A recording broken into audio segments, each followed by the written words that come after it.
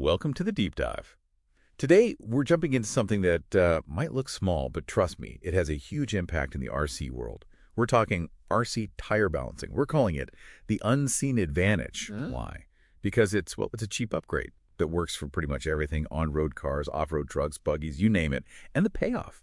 We're talking better speed, definitely more stability, and crucially, making your parts last longer. Yeah, and let's get one thing straight right away, because this trips people up all the time when they're buying stuff online. We are talking about balancing compounds today. That's, the clays, the putties, sometimes special tape stuff you add to the wheel to fix an imbalance. Okay, that is completely different from traction compounds. People often call that tire sauce. It's liquid chemical stuff you put on the tread to make the rubber grippier.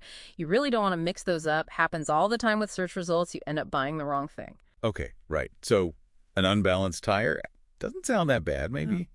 But what does it actually do when you're driving? Like on the track or just bashing around? What's happening mechanically? Well, fundamentally for RC, what matters most is what we call static balancing. It's pretty simple, actually. Imagine your wheel. If there's one spot that's heavier than the rest, when you spin it, that heavy spot wants to fall to the bottom, right? So when it's rotating fast, that creates this constant up and down, like a hop, a wobble. Really throws things off. A hop, okay. And that's different from what they do on full-size cars. Yeah, mostly. Full-size cars often need dynamic balancing too, which deals with side-to-side shimmy, more complex forces. For almost all RC stuff, static balancing is the key. Get that right, and you solve like 95% of the problem. It makes a huge difference. So, okay, you fix this hop. What are the actual, tangible benefits? You mentioned speed and stability. Exactly. First up, performance and handling. It's just smoother, way more precise. Your car feels predictable, especially flying down a straight. Without balancing, that hop messes with your suspension constantly, makes you lose grip. It's like you're fighting the car. Right, makes sense. Less bouncing, more control. Totally. Second big one, less wear and tear. And this is huge for your wallet, let's be honest. Those vibrations, they just hammer your bearings, your shocks, your drive shafts. Everything in the drivetrain and suspension takes a beating. Screws can even vibrate loose over time. So balancing is like preventative maintenance. A tiny cost compared to replacing parts constantly. We've all been there, right? Oh, yeah, definitely been there. Okay, what else? And third, you do get a small bump in speed and runtime. It's maybe marginal, but think about it. Energy wasted vibrating isn't energy making you go faster. So a smoother system is a slightly more efficient system. Your motor works a tiny bit less hard. Maybe you get a little more top end, a bit more battery life. Wow, okay. Better handling, parts last longer, and a bit faster. It really does sound like a no-brainer. So if someone's listening and thinking, all right, I need to do this, what stuff do they actually need? What are the materials? Good question. The standard go-to is often specialty RC balancing clay or putty. Brands like AKA make good stuff, usually around maybe $4 for a stick. Hootie's another, bit more pricey, sticks really well. Then there's the high-performance option, tungsten putty. Pine Car makes them. It's denser, like way denser than lead, actually, so you can use less of it, put it exactly where you need it. Really good for smaller wheels where space is tight. Costs more, though. Maybe $10 for an ounce. Okay, tungsten for the serious racers, maybe. What about for, just casual bashing? Something cheaper. Ah, yes.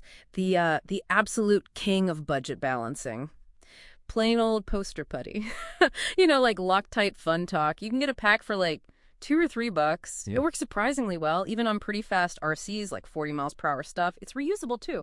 Main downside, it can sometimes leave a bit of an oily mark, but hey, it's cheap. Some people use modeling putty or plumber's putty too. Just definitely don't use those internal balancing beads. They get stuck in the foam inserts, and things like silicone or hot glue, nah, they don't stick well enough and aren't dense enough. Gotcha.